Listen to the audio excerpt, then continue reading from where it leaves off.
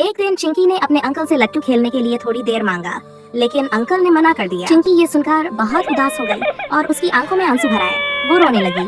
ये सब उसके पिताजी ने देखा। तभी पिताजी ने कुछ सोचा और कुछ करने का मन बना लिया। उन्होंने लकड़ी का एक सुंदर सा लट्टू बनाने की ठान ली। वो बड़े ही ध्यान और सावधानी से काम में जुट गए। कई बार कोशिशें की, कभी लकड़ी सही नहीं करती तो कभी लट्टू ठीक से नहीं घूमता, लेकिन पिताजी रुके नहीं। कई शानियों के बाद आखिरकार लट्टू तैयार हो गया। पिताजी ने वो लट्टू चिंकी को दिया और उसकी खुशी का ठिकाना नहीं रहा। वो खुशी खुशी लट्टू से खेलने लगी। अगर आपको ये प्यारी कहानी पसंद आई तो हमारे चैनल को लाइक और सब्सक्राइब जरूर करें। जल्दी मिलते हैं एक मजेदार कहानी के साथ।